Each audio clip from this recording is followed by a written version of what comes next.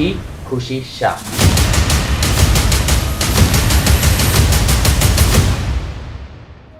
पैसा है तो कैसा है वरना ऐसा वैसा है. कुछ तो लोग कहेंगे, लोगों का काम है कहना. રાઈટ. हम अगर वही देखते रहेंगे तो हम तो पीछे ही रह जाएंगे. આ તો મારા માટે જીવ આપી દેશે, ખબર નથી કે જીવ લઈ લેશે. હમણાંની ખુશીશાને ખબર છે આ જીવ લઈ લેશે અને સાથે બધું બહુ લઈ લેશે. અત્યારે તમે જે ખુશી શાહ છો અને પાછળ વળીને જુઓ ને જે ખુશી હતી, તો એમાં તમને શું ફરક લાગે? પહેલાની ખુશીશા એકદમ બેબાક હતી, જે મનમાં હોય બોલી દેતી હતી, નીડર હતી. આજે બી ખુશીશા નીડર છે.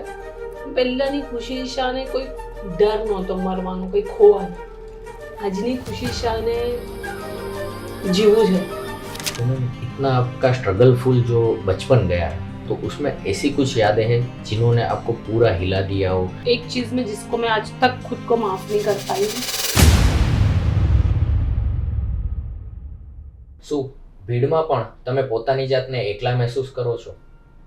ડિપ્રેશન, સ્ટ્રેસ કે ઓવર થિંકિંગના લીધે તમારું મગજ અને જિંદગીથી તમે થાકી ગયા છો અને આ બધી વેદનાઓના લીધે છેલ્લે આત્મહત્યાના વિચારો આવે છે? તો આ પોડકાસ્ટ આપના માટે જ છે. આજે મારી સાથે જે ગેસ્ટ છે ને, એ ગેસ્ટે શૂન્યમાંથી સર્જન કઈ રીતે કર્યું, આ સર્જન કરવામાં એમને ક્યાં કેટલી તકલીફો પડી અને સાથે એ તકલીફોમાં શું એમને પણ આ બધી અડચણો આવી હતી, જેમ કે depression, stress, anxiety, suicidal thought, આ બધું એમને આવ્યું હતું કે નહીં? તો બધી જ વસ્તુઓની આજે આપણે વાત કરશું અને હું શ્યોર છું કે આજનો જે પોડકાસ્ટ છે ને એ તમારા માટે એક પ્રેરણા બનીને બહાર આવશે. તો મારી સાથે જે ગેસ્ટ છે એમને હું થોડું બ્રીફ ઇન્ટ્રોડક્શન કરી દઉં. એ ગેસ્ટ ગુજરાતી ફિલ્મ ઇન્ડસ્ટ્રીમાં એક જાનીમાની હસ્તી છે, નામાંકિત એક્ટ્રેસ છે, જેમનું નામ છે ધી ખુશી Shah. Thank you very much ખુશી મેમ, આજે અમને તમારો કિંમતી સમય આપવા માટે. અને ફર્સ્ટ ઓફ ઓલ હું તમને થેન્ક યુ એના માટે કહીશ કે મેં એક ઇનિશિયેટિવ માટે વાત કરી હતી અને તમે ત્યાં સ્ટેન્ડ લીધું કે તમે લોકોને પણ બચાવવા માટે કંઈ પણ કરવા તૈયાર છો. તો એક બહુ મોટું સ્ટેન્ડ છે, તો એના માટે thank you very much. Thank you. મારે તમને કહેવું જોઈએ કે તમે એ કાબિલ મને સમજી કે તમે મને અહીંયા બોલાવી છે. એન્ડ અગર મારા થ્રુ કોઈ એકનો પણ જીવ બચે તો હું પોતાની જાતને બહુ જ નસીબદાર માનીશ. બિકોઝ જે મેં સહન કર્યું છે કે મારા પર વીતી છે, હું નથી ઈચ્છતી કે કોઈ પણ વ્યક્તિએ ઘટનાથી પસાર થાય કે એ થોટ્સથી પસાર થાય. તો તમારા પોડકાસ્ટ થ્રુ આજે હું ઘણા બધાને આઈ થિંક મોટિવેટ કરી. તમે તો કરો જ છો, બટ મારા થ્રુ એક પણ નો જીવ બચે તો હું પોતાની જાતને લકી માનીશ. ડેફિનેટલી. તો thank you for having me. Sure. તો અત્યારે તો મેમ તમને જોઈએ કે તમારી લાઈફસ્ટાઈલ જોઈએ તો ધી ખુશી શાહ એટલે તમારી પાસે ફેમ છે, અત્યારે તમારી પાસે એક બહુ સરસ ફેમિલી છે, તમારો સન પણ છે અને બધી જ રીતે તમે હેપી છો. પણ શું આ ધી ખુશી શાહ જે છે એ બાય બર્થ જ હતું? બાય બર્થ તો સર કોઈને જ કંઈ મળતું નથી, બધાને શૂન્યમાંથી સર્જન કરવું પડે છે. તો આજે મેં બધું આજે તમે જુઓ છો તો ખુશી શાહને કે ખુશી શાહને લોકો નાયકા દેવીથી પણ ઓળખે છે. આના માટે ઘણી બધી મહેનત કરવી પડી છે, ઘણા બધા શું કહેવાય મેન્ટલ સ્ટ્રેસમાંથી પસાર થવું પડ્યું છે, ઘણી બધી કઠિનાઈનો સામનો કરવો પડ્યો છે.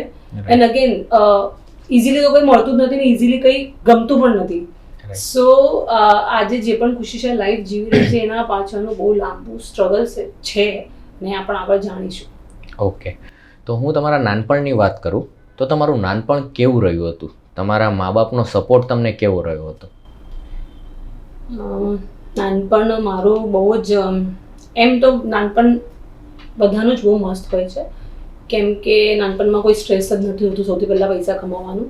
બટ મારા નાનપણમાં કંઈક બાળપણમાં એવું ઘટના ઘટી જેનાથી હું નાનપણમાં જ બહુ મેચ્યોર થઈ ગઈ, બહુ બધી જવાબદારીઓ મારા પર આવી ગઈ. એન્ડ નાની હતી કદાચ 1-1.5-2 વર્ષની, ત્યારે જ મારા મમ્મીનું દેહાંત થઈ ગયું. એન્ડ એના પછી મારા પપ્પા જ હતા જે પણ મારા માટે હતા. એન્ડ સમય જતાં મારા પપ્પાનું પણ દેહાંત થઈ ગયું અને બધી મારી દુનિયા એક જ સેકન્ડમાં આખી લૂંટાઈ ગઈ. એટલે બાળપણ મારું મને જોવા જ નહીં મળ્યું. જે મને એક માનો પ્રેમ છે એ જિંદગીમાં મને આજ સુધી મળ્યો નથી. એટલે હું આજે પણ એ પ્રેમ શોધું છું. અને હું જ્યારે મને ખબર છે કે મા બાપ જેવું પ્રેમ દુનિયામાં કોઈ વ્યક્તિ કરી જ નથી શકતું. કોઈ પણ કેટલો પણ દાવો કરે પણ મા બાપ જેવું પ્રેમ કરી જ નથી શકતું. એટલે મેં નાનપણમાં જે ખોઈ દીધું. એક આશા હતી કે મારા પપ્પા સાથે હતા, પણ સમય જતાં એવું કંઈક થયું કે મારા પપ્પાની પણ ડેથ થઈ ગઈ, એના વિશે પણ હું તમને આગળ કહીશ કે એ કેવી રીતના થઈ, અને મારું બાળપણ ત્યાં જ પૂરું થઈ ગયું, અને ત્યાં જ હું એક સેકન્ડમાં જ એવું થયું કે હું હવે મોટી થઈ ગઈ અને હવે મારે પોતાનું પોતે જોવાનું છે, કેમ કે there is no one to support મી.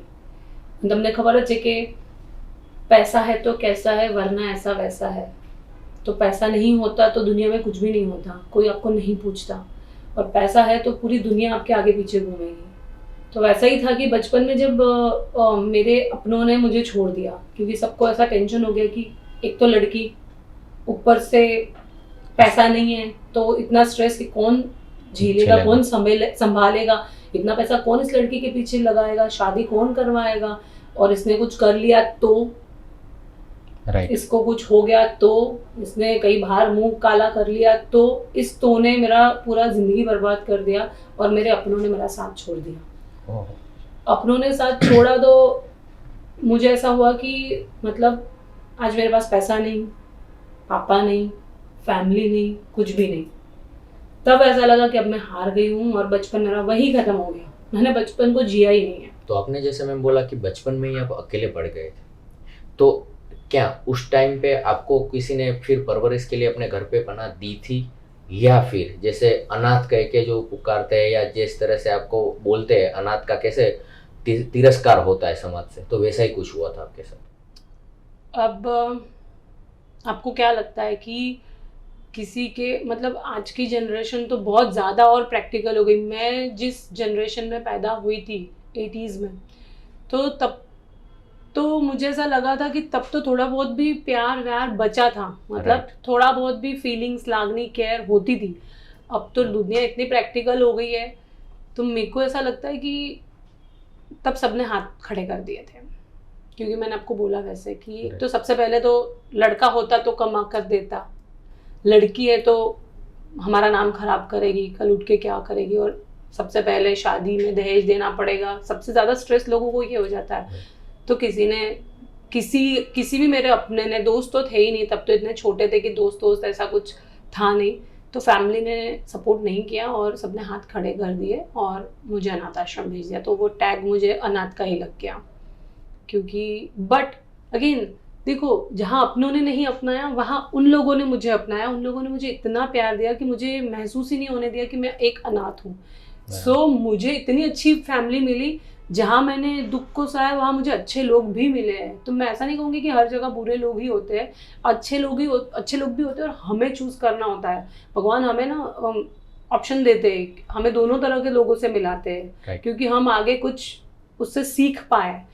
तो अनाथ का टैग मुझे लगा, बट वो मेरे लिए अच्छा साबित हुआ, क्योंकि मुझे वहाँ से प्यार मिला और मुझे सिर्फ प्यार ही चाहिए था. तो इस टैग के साथ मुझे कोई ये नहीं कि क्यों मुझे ऐसा हुआ, बट हाँ ऐसा है कि काश किसी ने वो हाथ थामा होता, काश उस बच्ची के सर पे किसी ने हाथ रखा होता, काश तब उसे किसी ने थोड़ा प्यार दिया होता, तो शायद उस टाइम के हालात मेरे कुछ और होते. मतलब ये कह सकते हैं कि आपको भले अनाथ आश्रम में प्रेम मिला, पर फिर भी वो एक तो महसूस रहता है कि कोई अपना होता तो इससे बेहतर होता. हाँ, क्योंकि अनाथ आश्रम में, मैं जिस अनाथ आश्रम में थी, मुनि सेवाश्रम गोरज, अन्नूबेन ठक्कर ने बनाया था. बहुत बड़ा नाम है अन्नूबेन ठक्कर का. वाघोड़िया में था, वाघोड़िया के आगे बड़ौदा में.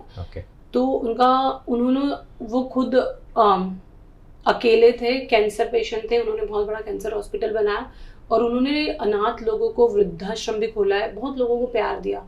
तो उनका एक स्लोगन था कि मेरे यहाँ कोई बच्चा अनाथ नहीं है, हम ही उसके माँ बाप है. उनको ही मम्मी बोलने का, और एक डॉक्टर थे, उनको डॉक्टर पापा बोलने का. ऐसा. बट कहीं ना कहीं मेरे अनाथ आश्रम में मिक्स लोग रहते थे, जिनके माँ बाप है वो भी रहते थे. तो वो हर वैकेशन पे मिलने आते थे, हर सैटरडे संडे मिलने नाश्ता लेके आते थे. तब ऐसा फील होता था काश कोई मेरे लिए भी कुछ लेके आता था, काश कोई मुझे भी, मैं भी इंतजार करती थी गेट पे कि कोई तो मेरा अपना आएगा, मैं भी गले लगाऊंगी. तो वो एक कहीं ना कहीं कमी रहती थी. बट अगेन मैं जिस अनाथ आश्रम में रही हूँ, मुझे बहुत प्यार मिला है. So I am blessed for everything. और मैं कभी भगवान से शिकायत ही नहीं करती हूँ, क्योंकि भगवान ने मुझे मांगे बिना ही बहुत कुछ दिया है. मैं भगवान में और कर्मा में बिलीव करती हूँ. दो मैंने बहुत कुछ सहा है, बहुत कुछ स्ट्रगल का, इतना ईजी था ही नहीं, एक लड़की और ऊपर से बिना माँ बाप. तो वो लाइफ में आगे बढ़ना, स्ट्रगल करना, हर एक कदम पे मैं ऐसा बोल सकती थी, हर एक कदम पे मौत थी, हर एक कदम पे अच्छे लोग थे तो बुरे लोग भी थे, ऐसा। पर उसमें से निकल कर आज मैं आपके सामने बैठी हूँ, तो मुझे ऐसा लगता है कि कोई भी अगर हिम्मत ना हारे, अपना मनोबल इतना स्ट्रांग रखे, तो वो आगे बढ़ सकता है। बिल्कुल। जैसे अब तक आपने मुझे जो बताया, तो मुझे यहाँ ऐसा लगा कि आप भले अनाथ आश्रम में काफ़ी प्यार मिला, आपको वो सभी चीज़ें मिली, पर फिर भी कहीं ना कहीं आप आपके लाइफ में अंदर से तो कुछ अकेलेपन का महसूस करके ही आ रहे थे। सी जब अब मैं खुद एक माँ बनी हूँ, देन आई रियलाइज कि बच्चे को माँ बाप का प्यार कितना ज़रूरी है। जितना माँ ज़रूरी, उतना ही बाप भी ज़रूरी है। मेरी लाइफ से पहले माँ का प्यार चला गया, माँ बचपन में ही चली गई, और थोड़े सालों बाद मेरी दादी थी, दादी भी चल गई, और फिर पापा चले गए। तो चाली में रहती थी मैं, बहुत ही गरीब फैमिली से बिलोंग करती हूँ। मेरे पापा बहुत गरीब थे, मेरे दूसरे फैमिली वाले अगेन पैसे वाले थे, बट मेरे पापा ने सबको पढ़ा लिखा, इस काबिल बनाया कि वो खुद के पैरों पे खड़ा हो। मेरी बुआ डॉक्टर, मेरे काका बैंक में अच्छी पोस्ट पे थे, सब कोई अच्छा कमा रहे थे, पर मेरे पापा ने वो पैसे उनकी पढ़ाई में लगा दिए। तो उन्होंने अपने लिए कुछ बचाया नहीं। जब मैं छोटी थी तो मुझे इतना दिमाग नहीं था, बट मैं ऑलवेज पापा को बोलती थी कि आपने आपके लिए तो कुछ बचाया नहीं, हम इतने गरीबी में जी रहे, हमको खाने के पैसे बांधे, रहने के बांधे, 150 रुपए की खोली में हम रहते थे। देयर आर 2 खोलीज, वो भी मुझे याद है, पाटिया वाली, जिसमें बारिश आती है तो एक भी जगह ऐसी नहीं छत मेरा टपकता नहीं था, सोने की जगह नहीं रहती थी, इतना ये था। तो मैंने हमेशा बोला कि काश पैसा होता तो हम कुछ अच्छी जगह एटलीस्ट रह पाते थे। पर ये बोलते बोलते पापा भी चले, और वही मैं खुद अकेली रह गई उसी जगह पर। अभी तो 13वीं भी नहीं हुई थी और मेरे लोगों ने मुझे अनाथ आश्रम डाल दिया। तो मुझे वो सोचने का मौका ही नहीं मिला कि अब मैंने ये सोचा था इस घर को मैं कुछ अच्छा करूँगी, कैसे रहूँगी इस घर में जहाँ मेरे पापा की यादें, हाँ यादें हैं। और मेरे पापा ने बोला ही था कि मैं जीऊँगा तो यहाँ, मरूंगा तो यही खोली में। मतलब मैंने बोला था क्यों? तो उन्होंने बोला कि बस ये जगह से मेरी बहुत यादें जुड़ी है, तो मैं मरूंगा भी यहाँ और मुझे इधर ही ये करना है। तो उनके जाने के बाद कमी, आपने जो सवाल किया, अगर रॉन्ग ट्रैक पे चली गई, कमी तो माँ बाप की पूरी कोई कर ही नहीं सकता। और ये मैंने खुद एक माँ बनने के बाद जाना है। तो हर कदम पे, हर मोड़ पे, हर जगह पे मुझे, मेरे माँ से तो मैं ज़्यादा क्लोज नहीं थी ऑनेस्टली, क्योंकि वो बचपन में ही मैंने खो दिया था। वो दूसरों का देख के मुझे लगता था कि काश मारी पण मम्मी होत, काश મને પણ આવું વાલ કરત, કાश હું એમના ખોળામાં સૂઈ सकत, काश મને પણ તેल लगावी આપत। बट हमेशा फिर भी मेरे पापा से मैं ज़्यादा क्लोज थी। ये सब मेरे पापा ने मेरे लिए किया है, मेरी चोटी डाल देना, जैसे हम फिल्मों में देखते हैं वैसा मेरे साथ रियल हुआ है कि मेरे पापा तेल लगा के दे रहे। मेरे पापा सब बोलते थे इतनी बड़ी हो गई भैंस जैसी, पापा नहला रहे, शर्म नहीं आती? मैंने उसमें क्या शर्म, मेरे पापा हैं। ऐसा नहीं था कि मैं लड़की हूँ, मुझे नहीं समझ थी तब कि मैं लड़की हूँ और अब मैं बड़ी हो रही हूँ, और जो भी लड़कियों का प्रोसेस होता है। पर मेरे पापा ने मुझे कभी ऐसा फील ही नहीं होने दिया कि वही मेरे सब कुछ थे, मेरे बेस्ट फ्रेंड, मेरे मम्मी, मेरे पापा, मेरे बहन, मेरे भाई, सब कुछ वही थे। तो उनके जाने के बाद मेरी दुनिया पूरी उजड़ गई थी, और वो प्यार मुझे आज तक कोई नहीं दे पाया, और आई डोंट थिंक सो कि कोई दे भी पाएगा। तो वो कमी हमेशा, जब तक मैं जिंदा हूँ, हमेशा रहेगी ही। पर वो उनका ब्लेसिंग्स मेरे साथ हैं, उनके आशीर्वाद मेरे साथ है, तभी आज मैं इस मुकाम पे हूँ कि वो जहाँ कहीं भी होंगे देख के खुश हो रहे होंगे कि आज मेरी बेटी जो वो मुकाम पे मुझे देखना चाहते थे, वो चाहते थे कि मेरी बेटी के पास वो सब है हो जो मैं नहीं दे पाया। मतलब मेरे पापा बहुत स्ट्रगल करते थे, इतना कम पगार था, सैलरी इतनी कम थी कि खाने पीने के वांदे थे। लाइक 1 रुपए का पाव जो आता है, बन पाव, वो भी ऐसा होता था कि पापा बोलते थे ये 2-3 दिन चलाना है। अब इतना सा पाव है, इतना छोटा बच्चा है, वो तो एक बारी में खत्म करेगा। पापा बोलते थे मेरा पेट भरा हुआ है, तू खा ले। तब इतना नॉलेज नहीं था कि यार मेरे पापा भी भूखे होंगे। मैं सोचती थी कि नहीं मैं आपको नहीं दूंगी, मैं ही खाऊंगी और आज ही खत्म करूंगी। और पापा बोलते थे 2 दिन चला, और तब ब्रेड का पैकेट आता था 3 या 4 रुपए का, जिसमें ज्यादा ब्रेड आती थी स्लाइस के साथ। पापा बोलते थे ये अभी नहीं दिलाऊंगा, ये अगले हफ्ते दिलाऊंगा, अभी आप 1 रुपए के बन पाओ के चलाओ। ऐसा मतलब वो 1 रुपए का बन पाओ, ऐसा लगता था वाह, कितनी बड़ी खुशी मिल गई मुझे, बन पाओ मिल गया। बट वो स्ट्रगल मेरे पापा का, वो एक एक रुपया उन्होंने बचाया ये सोच के कि मेरी बेटी को शादी में फंटी दूंगा। तब ऐसा दिमाग लोगों का बहुत चलता था कि शादी में बेटी को फंटी देनी है, एक कार आती थी फंटी, अब तो तब लेकिन फंटी ऐसा होता था, फंटी मर्सिडीज की तरह हो जाता था कि फंटी।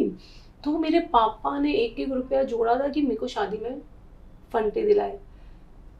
अब ऐसा हुआ कि मेरे पापा चाहते थे कि मैं पढ़ लिख के आगे बनूं, उनका सपना था कि मैं एक्टर बनूं। उनके सपनों को मैंने जिया है, उनकी वजह से आज मैं जो हूँ उनकी वजह से, वरना मैं तो जीवन में सब आशा ही खो दी थी। पर एक थॉट ने मुझे जिंदा रखा कि मेरे पापा का सपना है कि मैं एक्टर बनूं। तो धीरे धीरे धीरे रियलाइज हुआ, पर हाँ, माँ बाप की कमी तो रहती है, हमेशा रहेगी, आजीवन। बिल्कुल। अभी मेरा बच्चा है तो मैं उससे प्यार करती हूँ, थोड़ा सा अच्छा फील होता है कि कोई अपना है जो मुझसे, सिर्फ मुझसे प्यार करता है। पर मुझे भी कोई वो प्यार करने वाला चाहिए ना। डेफिनेटली।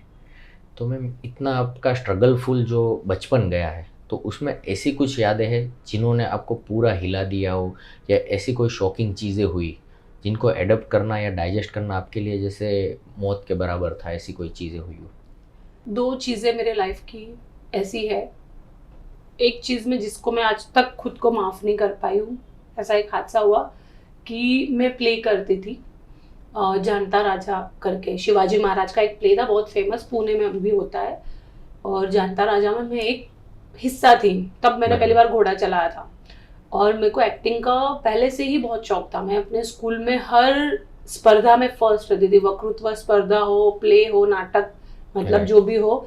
तो जानता राजा करके प्ले था, जलगांव में, महाराष्ट्र से हूँ मैं, मेरा born and brought up from Jalgaon, Maharashtra. और वो प्ले का आखिरी दिन था, मतलब 10 दिन तक ऐसा प्ले चलता है, पूरा सेटअप लगा होता है, हम जाते थे, वो खत्म होता था, मैं घर जाती थी। लास्ट डे था और सब गेट टुगेदर था, खाना वाना था, सबके फैमिली आई थी।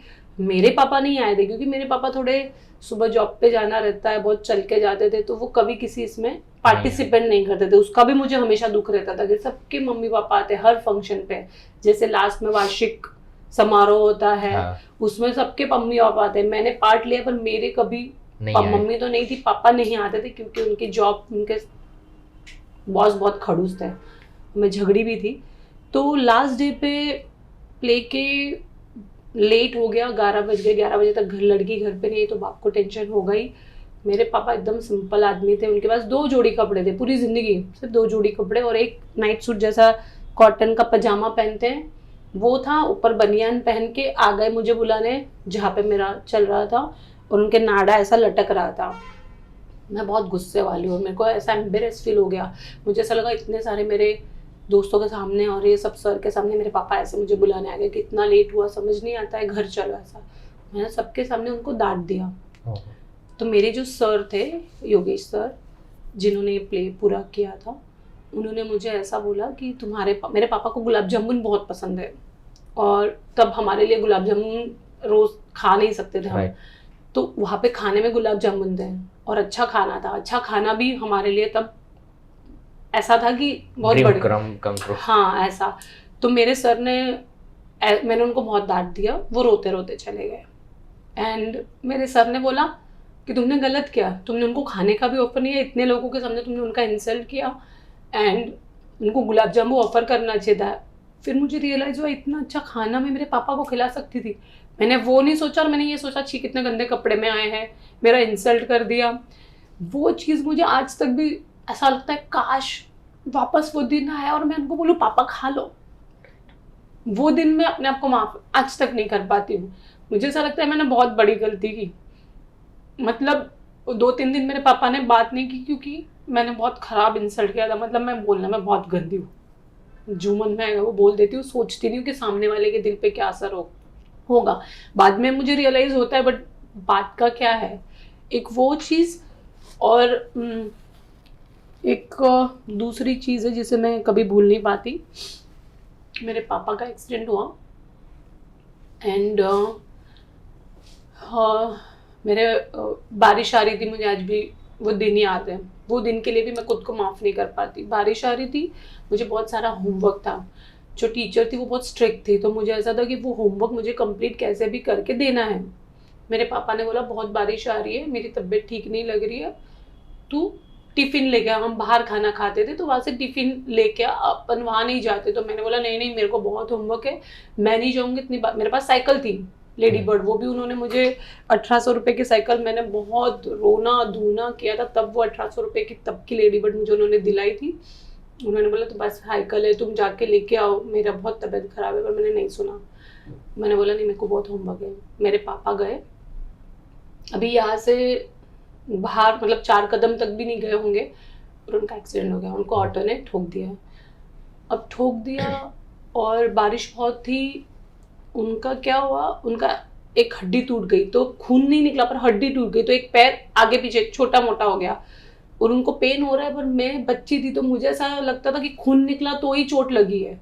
तो मैं उनको बोल रही थी आप एक्टिंग कर रहे हो, कुछ नहीं हुआ। बहुत सारे लोग जमा हो गए, घर पे लेके आए, उनको मसाज किया आयोडेक्स से, ये वो लगा, पर ठीक नहीं हो रहा है। फिर उनको मुठे हॉस्पिटल में एडमिट किया। उन्होंने बोला कि इनका अभी तुरंत ऑपरेशन करना पड़ेगा।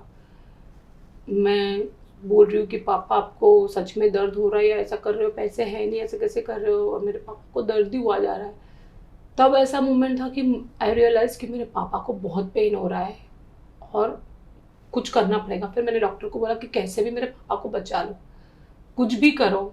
मेरे घर वालों को तब तो फ़ोन होते नहीं थे, तो वो STD लोकल ऐसा होता था, वहाँ पे फ़ोन आता था कि आपके घर से फ़ोन है। तो मैंने वैसे मैसेज पहुँचा दिया, क्योंकि वो भी तुरंत टू बिल बढ़ता रहता था एक एक सेकेंड का।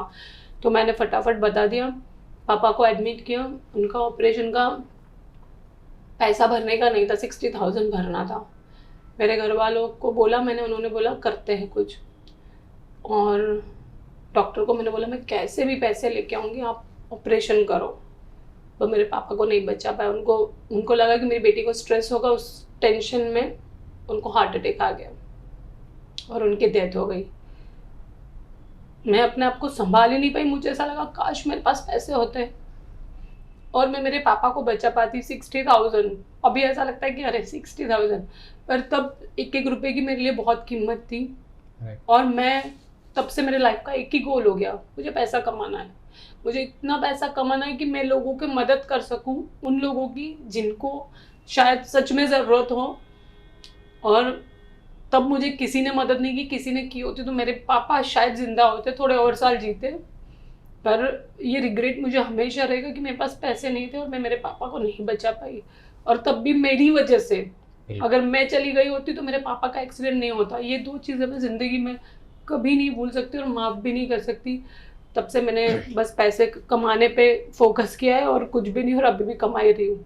और पैसे कितने भी कमाओ, मुझे ऐसा लगता है कि नहीं नहीं, लाइफ में पैसा है तो ही सब कुछ है, वरना कुछ भी नहीं है। कोई भी रिश्ता ले लो, कोई भी आपका सगा नहीं है। आपके पास पैसा है तो सारे आपको सब अच्छे ही रहेंगे आपके साथ। अगर आपके पास पैसा नहीं है, या आप किसी भी इसमें ले लो, आपको उसका रिजल्ट मिल ही जाएगा, पता चल ही जाएगा कि पैसे है तो सब आपको गिनेंगे, मानेंगे, आपकी सुनेंगे भी, आपकी वाह भी करेंगे। पैसे नहीं है तो आप कोई भी टिप्पणी भी करोगे, कोई अच्छा भी बोलोगे तो आपको बोलेगा अरे क्या पागल है क्या, कुछ भी बोल रहा है। मतलब लोग आपको वैल्यू ही नहीं करेंगे। ये मैंने सीखा है अपने खुद के एक्सपीरियंस से। चाहे लोग कुछ भी बोले, कोई भी जज करे, मुझे कोई फर्क नहीं पड़ता। बट मुझे तो ऐसा है कि मुझे और पैसा कमाना है, इतना पैसा कमाना है कि मैंने जो दुख सहन किया है वो मेरा बच्चा ना करे। जिस चीज से मैं गुजरी हूँ, जिस एक एक चीज के लिए मैं तड़पी हूँ या तरसी हूँ या रोई हूँ, वो मेरा बच्चा फेस ना करे। बस मुझे इतना पैसा कमाना है और मैं कर रही हूँ मेहनत और आगे करूँगी। ओके, तो आपने जो પહેલા એક્સપિરિયન્સ શેર किया उससे मैं एक बात आपको बताना चाहता हूँ। નોર્મલી અહીંયા પણ એવું થાય છે, આપણે કેવું હોય કે as a kid expectation parents પાસેથી બહુ બધી હોય। હવે નોર્મલ એન્યુઅલ ફંક્શનમાં જવાનું છે, સ્પોર્ટ્સ ડેમાં જવાનું છે, તો તમને પણ એવું થયું કે ક્યારેય તમારા ફાધર કે મધર તો હતા નહીં પણ ફાધર ના આવી શક્યા। તો આ એક પોઈન્ટ એટલે હું લાવું છું કારણ કે મોસ્ટ ઓફ અત્યારે કેવું છે, છોકરાઓ એ જ એક્સપેક્ટ કરે મારા પેરેન્ટ્સ આવે, એમને એ નથી ખબર કે અત્યારે કેટલું સર્વાઈવ કરે છે ત્યારે ફી ભરી શકે છે। એક્ઝેક્ટલી। અને આ જ વસ્તુની પછી ગાંઠ મારીને એ લોકો એવું એક્સપેક્ટ કરે કે મારા મધર ફાધરે મને એટલો પ્રેમ નથી આપ્યો અને ત્યાર પછી એ ડિસ્ટન્સ વધતું જ જાય છે। એક્ઝેક્ટલી। તો આ એક વસ્તુ હું એટલા માટે હાઇલાઇટમાં લાવ્યો કે જ્યારે આપણે એડલ્ટ થઈએ છીએ, કમાતા થઈએ ને, ત્યારે રિયલાઇઝ થાય કે એકચ્યુઅલી આવું હતું। એટલે ત્યારે મારા મમ્મી પપ્પા ત્યાં નહોતા, રાઈટ। હવે હું બિંગ અ મધર, મને એવું છે કે હું મારા છોકરાને પૂરતો ટાઈમ આપું છું. બિકોઝ મને એવું છે કે એને એવું ના થાય કે મારા મમ્મી પપ્પાએ તો મને ધ્યાન જ નહીં આપ્યું. સી હમણાં જેમ મેં પૈસા કમાયા છે તો મારું સાચવાવાળા લોકો છે જ એને, પણ એ સાચવાવાળા લોકો સાચવાવાળા જ હશે, એ મા બાપ નહીં બની શકે. એટલે હું અને મારા હસબન્ડ ઉમેશ એ ઓલવેઝ એવો ટાઈમ કાઢે છે કે એને એકલો ક્યારે નથી મૂકતા. અગર if I am going for shooting, Umesh એનું કામ છોડીને, છોકરા બધા લોકો નથી કરી શકતા, એનો બધાનું અલગ અલગ હોય છે, પણ હું મારી વાત કરું છું કે એના પપ્પા એટલે ઉમેશ ક્યારે ભાઈ એને એકલો નહીં છોડે. ઉમેશનું થિંકિંગ એવું છે કે મા બાપમાંથી એક જણ એની પાસે હોવું જ જોઈએ, અને એની એક્ટિવિટીઝમાં પણ હું જ જાઉં છું. ઉમેશ નથી હોતો, હમણાં એ હેપી માઇન્ડ્સમાં છે તો 2 વર્ષનો જ છે, પણ હું જાઉં છું એક્ટિવિટીઝમાં જ્યારે પેરેન્ટ્સનું હોય. અને ઉમેશ આવી શકતો હોય અમે તો આવી જ જાય છે કે એને એવું ના થાય કે મમ્મી પપ્પા નહોતા. બટ યસ, અગર આ સમજવાની વાત છે કે મમ્મી પપ્પા તમને બહુ દિલથી લવ કરે છે. અગર એ તમારા માટે કમાવા જાય છે અને તમારા માટે એમાં નથી સામેલ થઈ શકતા, તો હું બધાને એવું કહીશ તમારા પોડકાસ્ટ કે એમના માટે નેગેટિવ ના વિચારે, એવું ઇનિશિયેટિવ ના લે કે ભાઈ મારા મમ્મી પપ્પા નથી અને મને બધાથી દૂર કરી દીધો, મને પ્રેમ નથી મળ્યો. બટ એવું સમજવાની કોશિશ કરે, કેમ કે આજના છોકરાઓ બહુ સ્માર્ટ છે. પહેલા કદાચ એવું હતું, પણ આજના છોકરાઓ એટલા સમજદાર છે. મારો 2 વર્ષનો છોકરો છે પણ એટલો હોશિયાર છે કે હું એમ વિચારું છું કે ભાઈ તું 2 વર્ષનો છે હજી. હું ક્યારેક વિચારમાં પડી જાઉં છું કે રિયલી આ 2 વર્ષનો છે. તો હું બધા જ મા બાપને એપ્રિશિએટ કરું છું કે એ પોતાનું એક તો ઘર પણ જોવાનું, ફેમિલી જોવાની, કામ જોવાનું, બચ્ચો બી જોવાનું. ઘણા બધાને મેન્ટલી આ ટ્રોમા થઈ જાય છે, પણ ઘણા બધાને આ પ્રેમ ના મળવાના લીધે એ નાનપણથી એમનામાં એ ટ્રોમા થઈ ગયું હોય છે કે મને તો મા બાપે પ્રેમ જ નથી આપ્યો, મને તો મા બાપે કંઈ કર્યું જ નથી મારા માટે, મારા મા બાપ તો મારા છે જ નહીં. ટાઈમ જ નથી એમની પાસે. અને બહુ પૈસાવાળી ફેમિલીમાં અગેન આવું થાય છે કે ઘણી બધી ફેમિલીમાં, હું કોઈની અગેન્સ્ટ નથી બોલી રહી, પણ ઘણી બધી ફેમિલીમાં લોકો પોતપોતાની એમના પોતાના જ દુઃખ એટલા હોય, પોતાનું જે એટલું હોય કે એ છોકરા પર ધ્યાન નથી આપી શકતા. એનું પણ બચપનથી છોકરાના દિમાગમાં ટ્રોમા હોય છે, કેમ કે આપણને છોકરાઓને જો છોકરાઓ આપણાથી જ શીખશે, જે પણ શીખશે. હું મારા છોકરાને ધાર્મિક તરફ વધારે વાળું છું. મારો છોકરો તમે જોશો કે 2 વર્ષનો છે પણ એને હનુમાન ચાલીસા આવડે છે, એ બોલે છે. એને ઓમ કૃષ્ણ વાસુદેવા આખું આવડે છે, એ બોલે છે. એ બધા ભગવાનના નામ બોલે છે, કેમ કે મેં પેટમાં હતો ને ત્યારથી જ એને એવા સંસ્કાર આપ્યા છે. બિકોઝ હું આટલું ભગવાનમાં બિલીવ કરું છું ને હું ઈચ્છું છું કે એને કાલે ઉઠીને એને બધું જ ખબર હોવું જોઈએ. જેમ આપણને નાના હતા ત્યારે આપણને જે ખબર હતું, આજના યુગને તો એ ખબર જ નહીં હશે. આજના છોકરાઓને તો એ ખબર, જેમ જૂના સોંગની એક્ઝામ્પલ વાત કરી લો, જૂના ફિલ્મોની વાત કરી લો, જૂના હીરો હિરોઈનની વાત કરી લો, પણ આજની જનરેશનને તો એ ખબર જ નથી કે આ ફિલ્મ ઇન્ડસ્ટ્રીમાં અગર હું વાત કરું તો મોટા મોટા જે કલાકારો છે જેમને પદ્મશ્રી મળ્યું છે, તો એ લોકોને તો આપણા જનરેશનના છોકરાઓને કંઈ નોલેજ જ નહીં હશે. તો હું ઈચ્છું છું કે નોલેજ બધું જ હોવું જોઈએ કે ક્યાંથી આ ઇન્ડસ્ટ્રી આવી, ક્યાંથી શું થયું, કેટલા જૂના એક્ટર્સ હતા, કેટલા જૂના લોકોએ આટલી મહેનત કરી છે તો આગળ આજે આ ઇન્ડસ્ટ્રી ચાલી રહી છે, વોટ એવર. એટલે મારું એવું માનવું છે કે જે બી છોકરાઓના દિમાગમાં ટ્રોમા આ થઈ જાય છે કે મા બાપ ટાઈમ નથી આપતા, અમુક લોકો કદાચ નથી પણ આપતા, તો હું એમને એવું કહીશ કે તમારે ટાઈમ આપવો જોઈએ, થોડો ઘણો બી ફાળીને. બિકોઝ કેમ કે છોકરાના દિમાગમાં અગર નાનપણથી મેન્ટલી એવું થઈ જાય ને તો એ બહુ મોટું રૂપ લઈ શકે છે અને એમના દિમાગમાંથી કાઢવું બહુ મુશ્કેલ થઈ જાય છે. બચપનમાં જે બી ઘર કરી જાય છે, લાઈક મારા દિમાગમાં ઘર કરી ગયું કે મારા પપ્પાની મોત મારા લીધે જ થઈ છે, તો એ ગમે તેટલા વર્ષો થશે ને મારા દિમાગમાં એ ટ્રોમા રહેશે કે મારા લીધે, બિકોઝ ઓફ મી. અગર હું એ દિવસે ગઈ હોત, અગર મેં કર્યું હતો, તો હું એ લોકોને એવું કહીશ મા બાપને કે થોડોક ટાઈમ તમારા કિંમતી સમયમાંથી એમને આપવો જ જોઈએ. ભલે તમે એમના કોઈ બી એક્ટિવિટીઝમાં નથી જઈ શકતા, પણ થોડોક ટાઈમ કાઢીને એમને પ્રેમ આપવો જોઈએ, એમને સંસ્કાર આપવા જોઈએ, એમને એવું શીખવવું જોઈએ કે ભાઈ અમે તારા છે અને અમે જ છે તારા. કેમ કે મા બાપ જેવો પ્રેમ દુનિયામાં કોઈ નથી કરી શકતું. અગેન સો જે પેરેન્ટ્સ નથી આપતા એમને એવું કહીશ, અને જે આપે છે કે જે છોકરાઓ છે એમને હું એવું કહેવા માંગીશ કે એમની પણ સિચ્યુએશન સમજે, બિકોઝ એ તમારા માટે કમાઈ રહ્યા છે, તમારું સારું ભવિષ્ય માટે. એ એટલું બાપ છે ને, બાપ ક્યારે બતાડતો નથી, માં દિલમાં રાખે છે, બાપ દિમાગમાં રાખે છે. બાપ જે છોકરા માટે કરે છે ને, છોકરાને ઓલવેઝ મેં જોયું છે કે માનો બહુ લાડકો હોય છે, બાપનો નહીં, કે પાપા તો ધ્યાન જ નથી આપતા, પણ બાપ દિમાગમાં રાખે છે. એ આખો ટાઈમ એ જ વિચારતો હોય છે કે મારા છોકરાના ભવિષ્ય માટે હું શું કરું, કેટલું કમાવું. એને હાથ જોતો ને તો બધા ઘસાઈ ગયા હશે કામ કરી કરીને. માં તો ઘરે છે એટલે છોકરાને એમ થાય કે મારી તો માં જ છે, પણ બાપ જે કરી શકે છે ને, બાપ મારા પપ્પાએ તો મારા માટે એટલું કર્યું છે. સો આઈ રિયલાઇઝ કે ઉમેશને કેટલું ટેન્શન હોય છે કે મારા છોકરાનું ભવિષ્ય ઉજ્જવળ થવું જોઈએ. હું વધારે રહું છું એટલે ક્રિશુને વધારે મમ્મા મમ્મા મમ્મા. હું ઓલવેઝ એને શીખવાડું છું કે there is papa also and papa loves you a lot, મમ્મા કરતા વધારે. સો આ આપણને જ શીખવાડશું કે ભાઈ તને પપ્પા પણ મારાથી વધારે પપ્પા તને લવ કરે છે.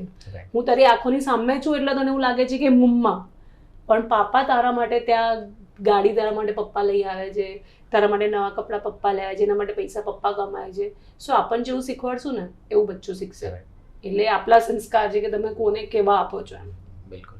અને આપણે જે વાત કરીને મેમ, તો એમાં એ પણ જોવામાં આવ્યું છે કે નાનપણથી બાળકને છે ને જ્યારે કંટ્રોલમાં ના રહે અથવા બહુ બધી મસ્તી કરે તો મધર આખો દિવસ એને હેન્ડલ કરવામાં થાકી જાય, એટલે પછી એક ડર બતાવે કે સાંજે પપ્પા આવશે ને એટલે તને મારશે, ખીજાશે, હું એને જ કહી દઈશ પછી જોતું.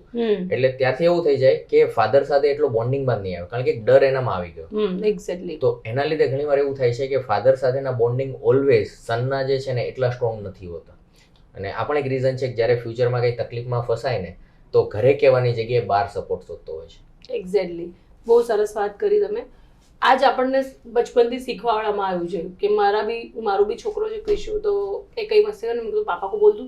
પછી આઈ રિયલાઇઝ કે નહીં, મુझे उसको ये नहीं सिखाना है. મને એને આ નથી કેવું, કેમ કે આપણા દિમાગમાં એવું જ છે કે તું મસ્તી કરીશ ને આવા દે પપ્પાને, તને માર પડશે. અને પપ્પા ખરેખર ખીજવાય પણ, બીકોઝ આપણને ડર પેદા કરી દીધો અને પપ્પાને કીધું કે હવે તમે આને ખીજવાઓ, એટલે કેમ આવું કર્યું તે, રાઈટ, હા હવે જો તું. એટલે પેલો બચપનથી એકદમ ડરીને જ રહ્યો હોય, પેલો હોય કે પેલી હોય, ડરીને જ રહી હોય.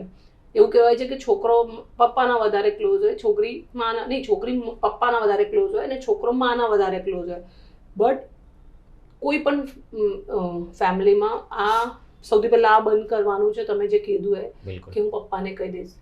અને છોકરાઓને મેં ઘણી બધી રીલ્સ પણ જોઉં છું, છોકરાઓને ડરાવ ખીજાવ. 5 વર્ષ સુધી છે ને છોકરાનું બ્રેન ડેવલપ થતું હોય છે. એને કઈ સમજ નથી પડતી, એને નથી સમજ કે આ સારું છે કે આ ખરાબ છે, કે આવું નહીં કરવું જોઈએ. એના સાથે આપણને પ્રેમથી જ, પછી મમ્મી હોય કે પપ્પા હોય, પ્રેમથી જ તમારે ટેકલ કરવું પડશે, પ્રેમથી જ એને હેન્ડલ કરવું પડશે. ને પ્રેમથી ઉપર કંઈ જ નથી.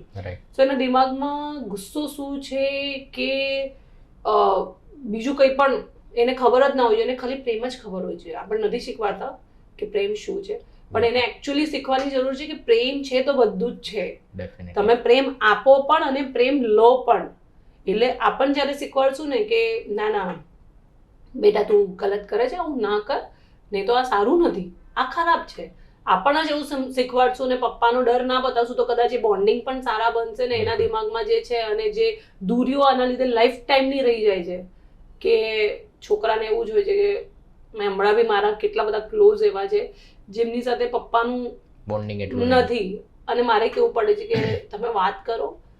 ઘણા બધા એવા નામચીન લોકો છે કે મારે કેવું પડે છે કે યાર તમે વાત કરો, તેમ કે ના એના પાસે ટાઈમ નથી. મેં ટાઈમ નથી કેમ કે તમે આ ડિસ્ટન્સ ઊભું કર્યું છે, તમે નાનપણથી એને એવી છૂટ આપી છે, નાનપણથી એને ડરાયું છે, નાનપણથી એના દિમાગમાં એવું જ છે કે મારો બાપ તો બહુ ગુસ્સાવાળો છે, એને મને પ્રેમ જ નથી કર્યો, એને મને પ્રેમ જ નથી આપ્યો, એને મને શું આપ્યું છે, ગુસ્સો આપ્યો છે, એને મને ડરાયું છે. નાનપણથી એ આખા બીકમાં રહ્યો છે કે બીકમાં રહી છે.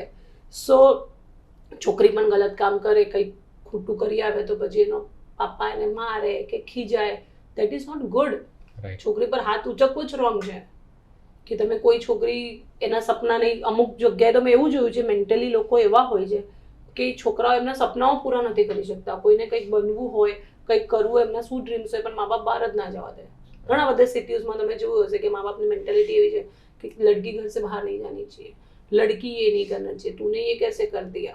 તો એને એટલા બાઉન્ડ્રીઝ નાખી દે, એ બાઉન્ડ્રીઝના લીધે એ આટલી બધી સફોકેટેડ થઈ જાય કે સમટાઈમ્સ એના દિમાગમાં પછી જે આપણો મુદ્દો છે સુસાઇડ, રાઈટ, કે એને એમ થાય કે માય ગોડ મારા પાસે કંઈ રસ્તો જ નથી, મારા મા બાપ મને જે કરવું છે કરવા નથી દેતા, હું મરી જાઉં. એને ઈઝી લાગે મરવું, એ ઈઝી લાગશે કેમ કે ઘરમાં તો ઓલરેડી મરી રહી છે, ઘરમાં ઓલરેડી રોજ મરી રહી છે, રોજ એને ટોર્ચર થઈ રહ્યું છે, એને સપના નથી જીવી રહી, તો એને શું લાગે કે જ્યાં મારા હું સપના જ પૂરા નથી કરી શકતી, હું ખુશીથી જીવી જ નથી શકતી, મતલબ એક્સપ્રેસ નથી હા કરી શકતી ફ્રીડમ જ નથી મને મારા લાઈફની. જ્યારે આપણો દેશ તો આઝાદ થઈ ગયો પણ હું આઝાદ નથી, તો એના કરતાં હું મરી જ જાઉં. આ એને ઇઝી લાગે અને લોકો એ જ કરે છે. જો તમે જોજો, કોઈક ફેલ થઈ ગયું કે કોઈકના ટકાવારી ઓછી આવી, સુસાઇડ. એવા કેટલા કિસ્સા જોયા છે મેં મારા બાજુના અપાર્ટમેન્ટમાં જ. એક છોકરી ઉપરથી કૂદીને મરી ગઈ.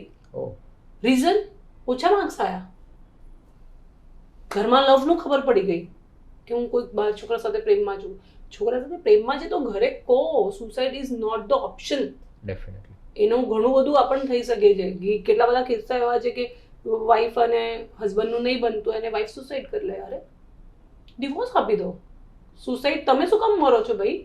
તમે કેટલા બધા કેસીસ હમણાં મેં જોયા કે મેરેજ લાઈફમાં હેપી નથી તો કદાચ હસબન્ડ બી મરી જાય. એવું નથી કે ફિમેલ જ મરે, પણ હું એમ કહું છું ડિવોર્સ આપી દો, ખુશ રહો. તમારા પાસે જીવવાના બહુ બધા રીઝન છે.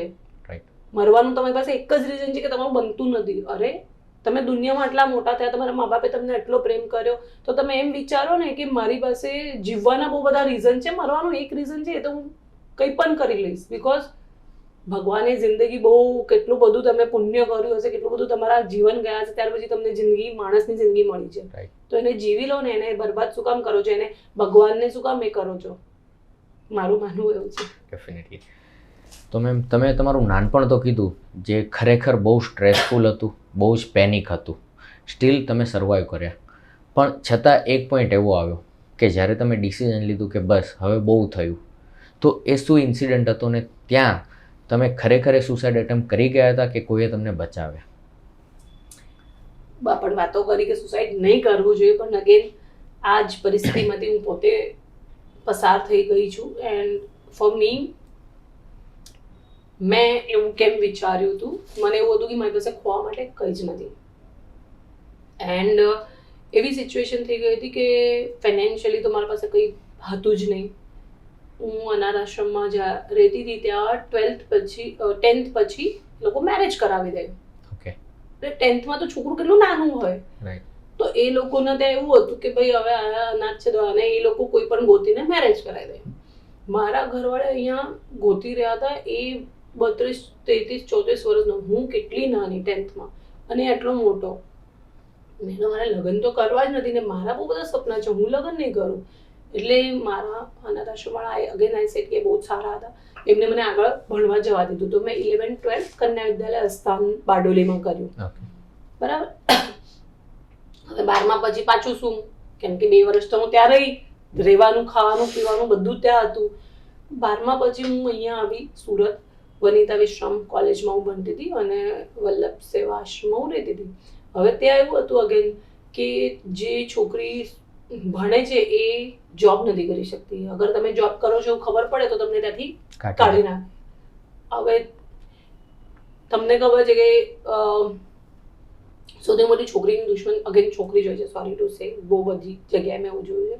તો અમુક છોકરીઓને નહીં જોવાયું હશે કે હું કમાઈ રહી છું, કેમ કે હું ડાન્સ ક્લાસ બચ્ચાઓને ડાન્સ શીખવાડતી હતી અને મને જે પૈસા મળે મારું, કેમ કે ગુજરાન એનાથી થતું હતું, કેમ કે મારે હોમ સાયન્સ મેં લીધું હતું, મારે રોજ કંઈક ના કંઈક ખરીદવું પડતું હતું. મારી પાસે 1 પણ રૂપિયા, મારા પાસે કંઈક આવક જ નહોતી અને કોઈ જમા પૂંજી પણ નહોતી કે મારા પપ્પા એ કરી ગયા હોય.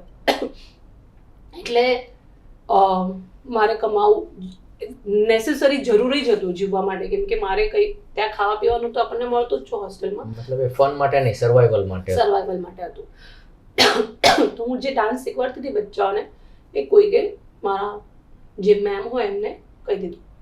એમને મને એકવાર વોર્નિંગ આપી, પણ તો બી મારે કમાવું બહુ જરૂરી હતું. 7 વાગે તો આપણને એન્ટ્રી કરીને સાઇન કરીને અંદર જતું રહેવાનું ગેટની અંદર, નો બોયઝ અલાઉડ. એકદમ હું લેડીઝ ફિમેલ એમાં જ ભણી છું. તો અગેન બીજી વાર ત્રીજી વાર કોઈએ કમ્પ્લેન કરી દીધી ને પ્રૂફ આપી દીધું. એટલે એ લોકોએ મને બિસ્તા પોટલા લઈને કાઢી નાખ્યું કે હવે તમે ત્યાંથી જ્યાં જવું હોય ત્યાં જાઓ, અમારે ત્યાં નહીં. હવે ત્યાંથી હું નીકળી. મારા જે ડાન્સ ટીચર હતા એમની કોઈ ફ્રેન્ડ નતા, એમને મને અમરેલી કરશે હું રહેવા ગઈ. આ એકદમ થોડી પર્સનલ વાતો છે. તો ત્યાં હું એમની ત્યાં રહેતી હતી, એમના બચ્ચાઓ હતા, અને પણ લોકો મને બહુ જ ખરાબ નજરે જોતા હતા. હવે એમને મને 15-20 દિવસ તો રાખી, હવે એ પણ પછી કેટલા દિવસ રાખે ફ્રીમાં, કોઈ કેટલા દિવસ. મારા જ્યારે સગા લોકોએ નહીં રાખી તો એનું બી એ બચ્ચાઓ સંભાળતી હતી, તો એને મને કીધું કે તમે થોડું કંઈક કમાવું સર. નતા ત્યારે બી જોબ કરતી હતી, બટ અમુક લોકોની દૃષ્ટિ, અમુક લોકોએ મને ગલત અપ્રોચ કરી, એ મારા દિમાગમાં અસર કરી ગયું કે બાપરે, મને આવું ખરાબ. જ્યારે હું ક્લાસ કરાવવા જતી હતી તો મને એવું લાગ્યું કે હવે મારા માટે રહેવા માટે બી કંઈ નથી, ખાવા માટે બી કંઈ નથી. પેલીને ત્યાં બી રોજ તાના સાંભળવા પડે છે, જે બી બેન છે એના ત્યાં. તો બેગ લઈને હું તો ઉપડી ગઈ કે જોવાઈ જશે એમ. પણ મારા દિમાગમાં થોટ્સ આવવા લાગ્યા કે મારી પાસે કંઈ જ નથી, ના છત, ના ખાવાનું, ના પીવાનું, એકદમ ખરાબ. એમાં તૂટેલી બેગ હતી, આઈ રિમેમ્બર, બ્લુ કલરની. એમાં થોડા 2-3 જોડી કપડાં હતા. કંઈ જ ના સૂજેલું હું હાજીરા બ્રિજ પર ગઈ હતી કૂદવા માટે, મરવા માટે જ. કેમ કે મારા દિમાગમાં એવું જ હતું કે મારી પાસે ખોવા માટે કંઈ છે જ નહીં, જીવવા માટે કંઈ છે જ નહીં, 1 રૂપિયો નથી, છત નથી, હું ક્યાં જઈશ. ને ઉપરથી હું છોકરીને મને લોકો ગલત જ અપ્રોચ કરે છે કે યુ નો રાઈટ, ખરાબ રીતે. એન્ડ એવું મારે કરવું જ નહોતું, એવું મેં કર્યું જ નથી, હું કરીશ પણ નહીં. લોકોને જે જજ કરવું, આઈ ડોન્ટ કેર. બટ મારા ભગવાનને ને મારા દિલને ખબર છે કે વોટ આઈ એમ. તો એ દિવસે હું એટલે જ કે મારા પાસે હવે કોઈ ઓપ્શન નથી, નહીં તો મને પછી લોકો આવી રીતના નોચી ખાશે. એના કરતાં બેટા જો હું મરી જવાનું. મારા પપ્પા એવા મને સંસ્કાર આપ્યા હતા કે બેટા 1 બી 10 રૂપિયા કોઈને લેવાના નહીં. કોઈ પણ 10 રૂપિયા તને આપશે તો કારણ વગર આપશે નહીં, કે 10 રૂપિયાનું બી તારે બહુ ચૂકવવું પડશે. એટલે મારા દિમાગમાં એ હતું કોઈનું 10 રૂપિયા બી નહીં રાખવા. હું તો પહોંચી ગઈ અને હું કંઈ વિચારતી હતી, અને હજી તો મેં પેલી બેગ જ મૂકી હતી. હજી તો હું કૂદી બી નહોતી, મેં બેગ મૂકી હતી, બેગ બી લઈને કૂદી જવાની હતી કે શું કરીશ એમ. ત્યારે મારો એકદમ માઇન્ડ બ્લેન્ક હતું, મારા દિમાગમાં કંઈ જ નહોતું. બસ એટલું હતું કે મારા પાસે કંઈ જ નથી, કૂદી જ જવાની છું. મને કંઈ દેખાઈ જ નહોતું. હું એકદમ પેલી ડિપ્રેશનમાં બ્લેન્ક થઈ ગઈ હતી. ડિપ્રેશન તમને કંઈ પણ કરી શકે છે. અગેન હું આટલા બધા ડિપ્રેશનમાં હતી, એટલા બધા કે મને વાગે ને તોય કંઈ ખબર ના પડે કે મને વાગ્યું છે કે લોહી નહીં પડે છે. એટલે હજી મેં બેગ મૂકી અને આમ જોતી હતી, આમ પાણી કેટલું છે કે નહીં, શું છે એમ. એટલામાં એક અંકલ આવ્યા, એમને લાગ્યું કે હું કંઈક કરવાની છું આમ, અને એમને મને પકડી લીધી કે શું કરે છે. હું તો એમનાથી જ ડરી ગઈ કે આ બી અગેન મને ગલત જ એ કરશે. હા, એટલે મેં કીધું છોડો મને, છોડો મને. તો હું કૂદી જવાની છું, મરી જવાની છું. એટલે તેમ હી કમ ટુ નો કે હું ખરેખર મરવા માટે જ ઊભી છું એમ. તો મેં કીધું છોડો મને એમ. એમને મને એક લાફો માર્યો, ખરેખર માર્યો, અને ગાડીમાં બેસાડી. એમની ફંટી હતી વગેરે, અને એમનું નામ હતું ઓમપ્રકાશ પાલેજા. એન્ડ એ અંકલે મને બચાવી, એક બેનના ઘરે લઈ ગયા. એમને મારું એ રસ્તામાં દુઃખ સાંભળ્યું. એમને કીધું તારે ચિંતા કરવાની જરૂર નથી, હું તને કામ અપાઈશ, તને મારા પૈસે જીવવાની જરૂર નથી, હું તને કામ અપાઈશ. અને અંકલે ખરેખર મને અડાજણમાં કશે કોઈક આંટીના ત્યાં પીજીમાં રખાયું, અને ત્યાં જ એક નાના અમથા ઘરમાં હું રહેવા લાગી. અને હું ત્યારથી મોડલિંગનું, ફોટોશૂટનું મેં ચાલુ કર્યું, સાડી શૂટનું. પણ એ અંકલ હમણાં ઘણા વર્ષો પછી એમનો કોન્ટેક્ટ મારો છૂટી ગયો હતો, because I change my number and એ પણ શિફ્ટ થઈ ગયા હતા. તો હમણાં જ લાઈક 15 days બિફોર એ મને મળ્યા, મેં સ્ટોરી પણ નાખી હતી. પણ મને બચાવવા માટે તો એ અંકલ આવી ગયા હતા. દરેક જગ્યાએ એવું કોઈ ભગવાન બનીને આવતું નથી. સો હું બધાને કહીશ કે આ થોટ જ આવો ગલત છે. મને તો આવ્યો, અને મને બચાવવા માટે ભગવાનના રૂપમાં કોઈ આવી ગયું. દર વખતે એવું કોઈ નહીં હોઈ શકે. તો તમને તમારા માઇન્ડને એટલું સ્ટ્રોંગ કરો, પહેલી વાત તો આ થોટ જ ના આવવો જોઈએ. There is so many hopes to live. તો તમારો જીવ એટલો સસ્તો નથી કે તમે એને કંઈક પણ કારણસર જવા દો. એનો ઈલાજ થઈ શકે છે. તમે કોઈ સાથે વાત કરીને ડિસ્કસ કરી શકો છો. અગેન પહેલા એવું હતું કે પહેલાના જમાનામાં લોકો તમને સાંભળતા હતા. હવે તો લોકો એટલા પ્રેક્ટિકલ બની ગયા છે ને, લોકો એટલા લાઈફમાં પોતાની બિઝી છે ને, એમના જ લાઈફમાં પોતાના એટલા પ્રોબ્લેમ છે ને, કે તમે જોશો કે 1 મિનિટની રીલ હશે ને, એ પણ લોકો આખી નહીં જોવે. લોકો સ્વાઈપ કરી દેશે. કેમ કે બધા એમ કે ના 15 સેકન્ડની જ બનાવો તો લોકો જોશે. 1 મિનિટની રીલ કોઈ ના લે, કોઈ પાસે એટલો ટાઈમ જ નથી. તો હું એમ કહું છું કે તમે પોતાને જ એટલું સ્ટ્રોંગ બનાવો કે તમને કોઈની જરૂર નહીં પડે. તો પણ અગર કોઈ છે તો મા બાપ છે, વાત કરો, સ્પીક આઉટ, બોલો. મરવું એ ઓપ્શન જ નથી, એ કાયરતાની નિશાની છે. હું પોતે એવું કહીશ, અગર તો બી હું કરવા ગઈ હતી ને મને એવું રિયલાઇઝ છે કે અગર હું મરી ગઈ હોત તો આજે બધાની સામે પ્રેરણા બનીને ઊભી નહીં હોત. There are so many people જે મને મેસેજ કરે છે ઇન્સ્ટાગ્રામ પર કે આજે તમને જોઈને અમે જીવીએ છીએ, તમે અમારા માટે ઇન્સ્પિરેશન છો. તમારું અમે જ્યારે આવા સિચ્યુએશનમાં હોય છે ને તો એવું વિચારે છે નાના ખુશી દીદી જીવી ગયા, ખુશી દીદીએ કરી લીધું, આટલું સ્ટ્રગલ જોયા પછી બી એ જીવે છે તો અમે કેમ નહીં. આવા મને કેટલા બધા મેસેજ આવ્યા છે. અગેન મેં એક વિડીયો નાખ્યો તો એના પર તમે કોમેન્ટ જોશો ને તો કેટલા બધાએ કીધું કે અરે તમારા સ્ટ્રગલ સામે તો અમારું કંઈ જ નથી, રાઈટ. તો અમે શું કામ મરીએ. તો ઘણા બધાને ઇન્સ્પિરેશન્સ લાગે છે આ સ્ટોરી. મારી લાઈફ તો હું મારા લાઈફથી બધાને જ કહીશ કે મરવું ઇઝ કાયરતા. દેર ઇઝ આ ઓપ્શન જ નથી. તમે કોઈની જરૂર નથી તમને. તમે પોતા સાથે જ વાત કરો, પોતે જ એટલા સ્ટ્રોંગ બનો કે પહેલી વાત તો આ વિચાર આવતો હોય ને તો 1 મિનિટ શાંતિથી ઊંડી શ્વાસ લો, પાણી પીઓ અને વિચારો કેમ મરવું કેમ છે. અને મરવાનું એક રીઝન છે તો જીવવાના 100 રીઝન છે. રાઈટ. તો જીવી જાવ ને. અને મરવા સુધી તો પહોંચી જાય, મરી પણ જાય, પણ એ ત્યાં એટલું નહીં વિચારે કે ખરેખર મરવાથી પ્રોબ્લેમ સોલ્વ થશે કે વધશે. એક્ઝેક્ટલી. મરવું ઇઝ નોટ ઓપ્શન. એ જ કહું છું કે મરવાથી તમારી પ્રોબ્લેમ સોલ્વ જ નથી થવાની. કોઈ પણ હોય. મેં તમને જેમ કીધું કે હસબન્ડ વાઈફમાં કંઈ થઈ ગયું, કે છોકરા મા બાપમાં કંઈ થઈ ગયું, છોકરો બિચારો ફ્રસ્ટ્રેટ થઈ જાય છે કેમ કે મા બાપના ઝઘડાઓમાં છોકરાઓ પીસાય છે. રાઈટ. અગેન મા બાપ ઝઘડતા હોય છોકરાને દિમાગ પર અસર થતી હોય છે તો છોકરાઓ પીસાય છે અને એમના દિમાગમાં એવું જ આવે કે મરી જાઓ. બિલકુલ. એટલે આ ઘણી બધી વસ્તુઓ આમાં થાય છે ને યુવાનો છે ને તમે જેમ કીધું કે પેશન્સ કે ધીરજ નથી રહી. તો એ ધીરજ છે ને પછી લાઈફમાં એવું થઈ ગયું છે. એક્ઝેક્ટલી. બસ ડિસિઝન લીધું, ક્વિક ડિસિઝન એકદમ. એટલે મે બી એવી ભૂલો કરી જ છે અને હું એમ કહું છું કે બહુ બધા લોકો છે ને હવે તો લોકો અગેન લોકો સાયકોલોજીસ્ટ પાસે જવાનું અવોઇડ કરે છે કે અરે પાગલના દવાખાના કોણ જશે. કેમ ભાઈ? જેમ માથા દર્દનો દવાખાનો છે, બધાનો દવાખાનો, જેમ કાયરોપેટ્રિક છે, રાઈટ, એના માટે આવે છે ને લોકો કે બતાવે છે કે મને આ તકલીફ છે ભાઈ, આની દવા લઈ છે કે તમારી ટ્રીટમેન્ટ કરાવે છે. એવું અગર સાયકોલોજીસ્ટ પાસે, સાયકેટ્રિસ્ટ પાસે જાય તો લોકોને સમજે છે કે હું પોતે જતી હતી. હું પોતે 1-2 ટાઈમ પર એવા સિચ્યુએશનમાં હતી કે હું એકદમ ડીપ ડાઉન ડિપ્રેશનમાં હતી અને હું ગઈ છું ડૉક્ટર પાસે અને ડૉક્ટરના દવાથી કે વાતોથી બી મને શીખ. અમુક વાર કોઈની વાતો પણ તમને અસર કરી જાય. ડેફિનેટલી. કે કોઈ તમને મોટિવેટ કરતું હોય, કોઈ તમને કહેતું હોય, તમને કોઈ પુશ કરતું હોય, એક પુશની જરૂર હોય છે, એનાથી પણ તમે આગળ વધી જાઓ છો. સો મારા લાઈફમાં હું એમ માનું છું કે સાયકેટ્રિસ્ટ એટલે તમે પાગલના દવાખાનામાં જશો, લોકો શું વિચારશે. એક તો સૌથી મોટો એ જ ટેન્શન છે. कुछ तो लोग कहेंगे, लोगों का काम है कहना. राइट. हम अगर वही देखते रह गए तो हम तो पीछे ही रह जाएंगे. बिल्कुल. वो भी एक नॉर्मल डॉक्टर है, वो भी आपको ट्रीट करते हैं, वो भी आपको दवा देते हैं, वो भी आपको सलाह करते हैं. जैसे पेट दर्द की, सर दर्द की दवा होती है वैसे उसकी भी दवा है, वो भी ट्रीटमेंट है, उसमें कोई गलत नहीं है. तो मैं सबको ये कहना चाहूंगी कि अगर आप सोच रहे हो कि नहीं यार मैं साइकेट्रिस्ट के पास नहीं जा सकता या नहीं जा सकती या मैं ये नहीं कर सकती, तो ये गलत है. आप जा सकते हो, आप बिंदास जा सकते हो, आप उनसे बात कर सकते हो. अच्छा, साइकेट्रिस्ट के पास लोग क्यों जाते हैं? क्योंकि शायद आज अगर हमारे अच्छे कॉन्टेक्ट है, मैं आपके पास आती हूँ, फिर भी मैं आपसे वो शेयर नहीं कर सकती हूँ. बिल्कुल. कि जो मैं परेशान कर रहा है. हाँ, जो मुझे परेशान कर रहा है उनको मैं ऐसा सोचूंगी अरे इनको बोलने से तो कुछ नहीं होगा, ये किसी को नहीं बताने वाला है, ये मेरा सीक्रेट ही रहेगा. तो मैं इनको दिल खोल के जो भी मेरी प्रॉब्लम्स है, जो भी मेरा दुख है, जो भी दर्द है, वो दुखड़ा मैं इनके सामने रो सकते हो, वो सुनेंगे. बिल्कुल.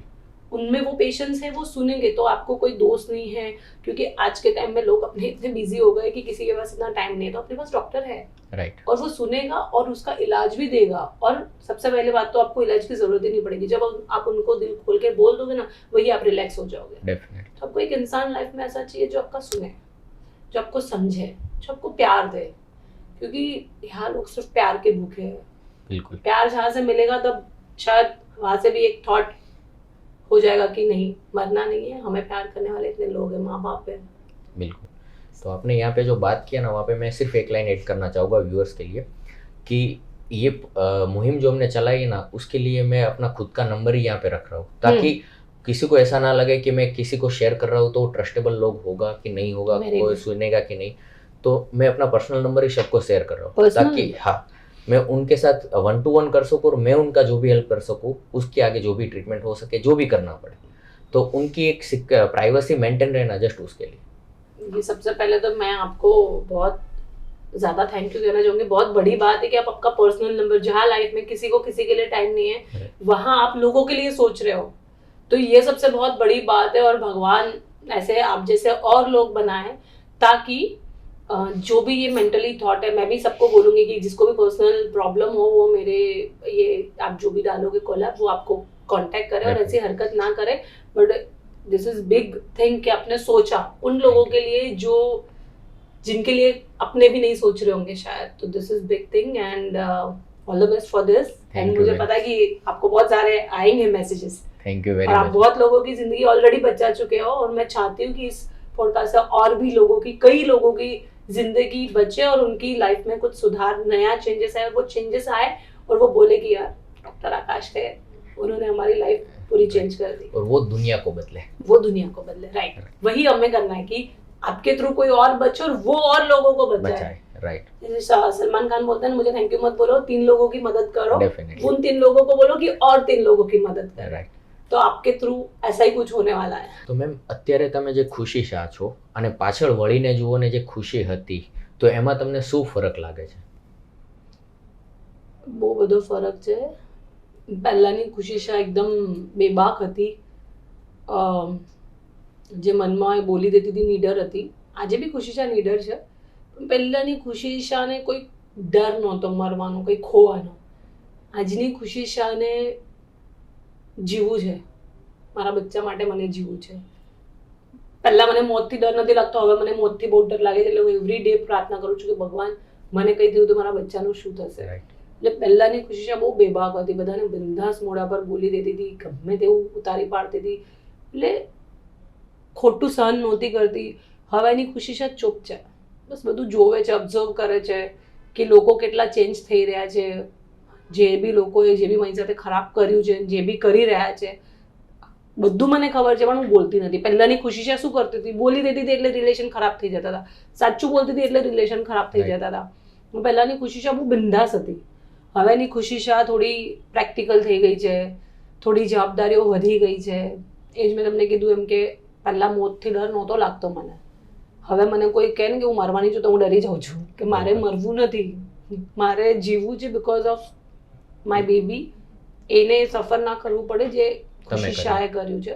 એન્ડ હવે તો એક તો ઠીક છે, ખુશી શાહે બહુ જ સફળતાની કોઈ એ નથી, અને લોકો એમ કહે છે કે સક્સેસ, તમે તો બહુ સક્સેસફુલ છો, પણ success what is the meaning, મતલબ what is the definition of successful? ના, હું હજી બી સ્ટ્રગલ કરી રહી છું, મારે હજી બી કમાવું છે ને હજી બી મારે આગળ વધવું છે. પહેલાની ખુશી શાહ તો કેવું, નાની પહેલી કમાઈ થઈ હતી, મેં વડાપાવ બી મેં મારા પૈસાથી વડાપાવ ખાધા, હું ઇન્ડિપેન્ડન્ટ થઈ ગઈ, હું કમાવા લાગી. પણ હવેની ખુશી શાહને એવું લાગે છે કે ઓ મારે હજી બહુ કમાવાનું છે, મારે તો અહીંયા પહોંચવાનું છે. એટલે હું પોતાને હજી સફળ માનતી જ નથી, હજી મારે બહુ સફળતાની સીડીઓ ચઢવાની છે, અને દેર ઇઝ સો મેની થિંગ્સ જે મારે કરવાની છે. પહેલાની ખુશી શાહ નાની નાની ખુશીઓમાં જીવી લેતી હતી, હમણાંની ખુશીને ખબર છે કે આ ઇનફ નથી, બિલકુલ મારે હજી મારા બચ્ચાનું જોવાનું છે, મારે બહુ બધું કરવાનું છે. એ લાયક એને કરવાનું છે કે એ પોતે કંઈ કરતો થઈ જાય પછી હું એકદમ નિશ્ચિંત થઈ જઈશ, એ મારે કંઈ જ ટેન્શન નહીં રહેશે. મને ખબર છે કે મારો છોકરો એટલો હોશિયાર છે કે એ કરી લેશે અને એ મને સાચવી લેશે એમ. એટલે પહેલાંની ખુશી શાહ અને અત્યારની ખુશી શાહમાં એવું છે કે પહેલાંની બહુ બેબાક બોલી દેતી હતી, રિલેશન બગાડી દેતી હતી, બગડી જાય તો તૂટી જાય તો કંઈ ફરક નહીં પડે, પણ સાચું બોલવાનું. હમણાંની ખુશી શાહને ખબર છે કે સામેવાળો ખરાબ છે, મારો યુઝ કરી રહ્યો છે, મને જૂઠું બોલી રહ્યો છે, મને ઉલ્લુ બનાવી રહ્યો છે, તો પણ કંઈ નહીં કરવાનું, ચૂપ રહેવાનું. મારી ડૉક્ટરે શીખવાડ્યું, સાયકોલોજીસ્ટ, સાયકેટ્રિસ્ટ, તમે બહુ દિલ પર લઈ લો છો. પહેલાંની ખુશી શાહ બધું જ દિલ પર લઈ લેતી હતી, દિમાગ પર લઈ લેતી હતી, ડિપ્રેશનમાં આવી જતી હતી.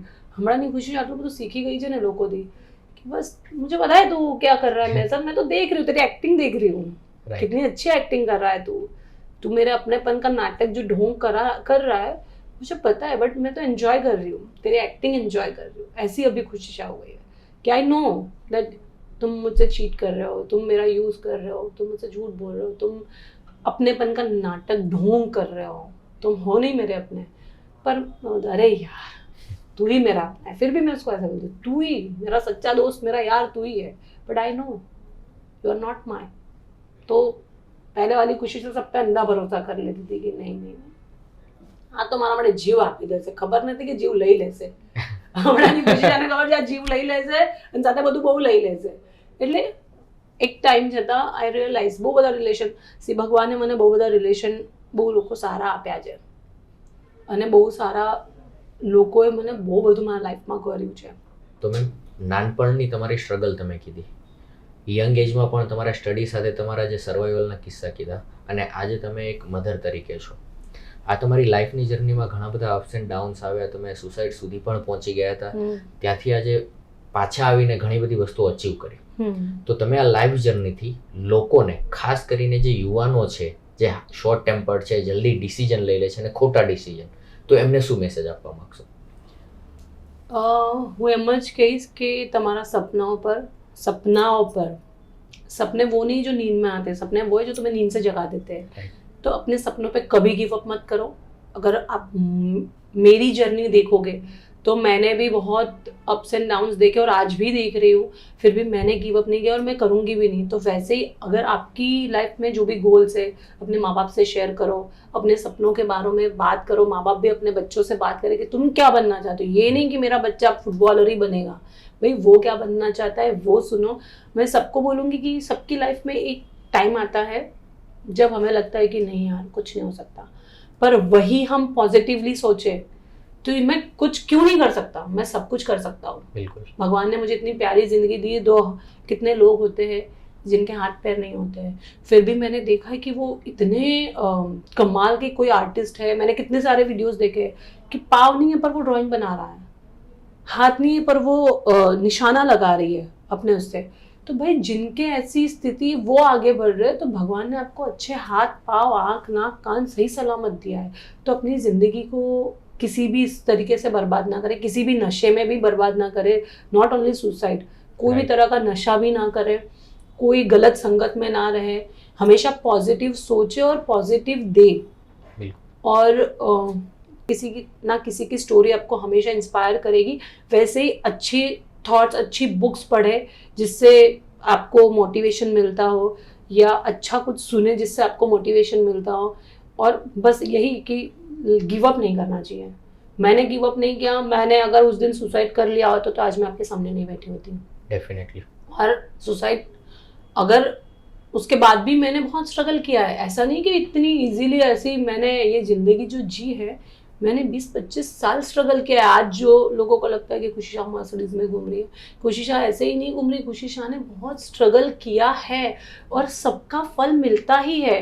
चलो किसी को कम, किसी को ज़्यादा, पर मिलता ज़रूर है. व्हाट आई बिलीव कि मिलता ज़रूर है. किसी का खाली नहीं जाता, ना दुआ खाली जाती है ना बद्दुआ खाली जाती है. तो उसी तरह आप मेहनत करोगे तो उसका फल मिलेगा. बस तुम्हें पेशेंस रखना है. सबसे बड़ी चीज़ है पेशेंस. जो शॉर्ट टेम्पर है मैं उनको बोलूँगी कि गुस्सा आपको ही नुकसान करता है. मैंने मेरे कई सारे फैंस को भी ये बोला है कि गुस्सा मत करो. गुस्सा मैं खुद को रियलाइज़ हुआ है मुझे कि गुस्से ने सिर्फ मेरा नुकसान किया है. गुस्से में मैंने अपने रिश्ते गंवाए, गुस्से में मैंने बहुत कुछ गंवाया है. तो नाउ आई रियलाइज. तो मैं लोगों को बोलूँगी कि गुस्सा हम खुद को नुकसान करता है तो खुद के लिए भी ना करें. बस लाइफ में ऐसा कुछ करें कि हमें आगे बढ़ना है, लोगों को लेकर आगे बढ़ना है. ऐसी कोई समस्या है तो किसी से आप शेयर करो. बस अपने सपने अगर आपने देखे हैं मतलब आपको वो जीने हैं, तो उस पर गिव अप मत करो. डेफिनेटली. भगवान कुछ ना कुछ उसके लिए सोचेगा ही. और भगवान है. जो लोग ऐसा, मैं तो अपनी संस्कृति, अपने संस्कार में बहुत बिलीव करती हूँ. तो भगवान है और वो देख रहे हैं. तो बस अपने कर्मों पे यकीन रखो और जो भी आपने सपने देखे उस पर गिव अप मत करो. अपने गोल्स जो भी आपने सोचे हैं उसको रोज़, मैं तो सोचती हूँ कि मेरे आज ये गोल्स है, मेरा ये विश लिस्ट है और वो विश लिस्ट को मैं कैसे कंप्लीट करूँगी और मुझे आगे सक्सेस होना है. बस यहाँ तक ही सीमित नहीं था, मुझे और बहुत कुछ देखना है और बहुत कुछ करना है. तो वैसे ही सभी को मैं बोलूँगी कि यार लाइफ है, ज़िंदगी इतनी भगवान ने दी है, मस्त जियो. और लोगों को आपसे प्रेरणा दो उल्टा, और 4 लोगों को बताओ कि यार प्राउडली बताओ कि मैं ऐसा सोच रहा था लेकिन मैंने ऐसा नहीं किया और मैं आज आगे बढ़ रहा हूँ और मैं आगे बढ़ के दिखाऊंगा. क्यों नहीं? वो कर सकता है तो मैं क्यों नहीं? वो कर सकती है तो मैं क्यों नहीं? बिल्कुल. ऐसा. तो बस यही है कि never give up on your dreams. भगवान हमेशा सबकी सुनते हैं और सपने पूरे होते हैं. मेरे हुए तो आपके भी होंगे. Okay, thank you very much खुशी जी. आज आपने आपका टाइम दिया, आपने आपकी ऐसी भी बातें बताई जो शायद कभी आपने कहीं भी कन्फ्रंट नहीं की होगी. राइट. पर वो उसी स्टैंड के लिए आप खड़े रहे कि भाई आज यहाँ से जो लोग भी देख रहे हैं उनकी लाइफ में कुछ चेंज आए और वो पॉजिटिव वे में आगे बढ़े. सही बात है. तो आपका समय, आपकी पूरी लाइफ की जर्नी देने के लिए thank you very much ma'am. ये it means a lot to me. Thanks to you sir. Doctor, आपने मुझे वैसे भी नायका देवी से भी ठीक किया हुआ है और वैसे भी आप मुझे काफ़ी प्रेरणा देते हैं और आप बहुत अच्छा, जैसे मैंने आगे बोला, बहुत अच्छा काम कर रहा है और बस भगवान, मैं दिल से दुआ करूँगी कि बहुत सारे लोगों की ज़िंदगी आप बचा सको और उनको आगे बढ़ा सको. All the best. Thank you very much ma'am. જ્યારે છે ને કોઈ વ્યક્તિને હાથ નહીં હોય, પગ નહીં હોય અથવા શારીરિક કોઈ ખોડખાં પણ હશે ને, તો એ માણસ પણ છે ને પોતાની લાઈફ ફૂલ્લી એન્જોય કરે છે, જીવે છે. ઘણી વખત તો એવું થયું છે કે જેમની ફેમિલી નથી ને એ લોકો પણ પોતાને આગળ કઈ રીતે વધારવા ત્યાં કામ કરે છે.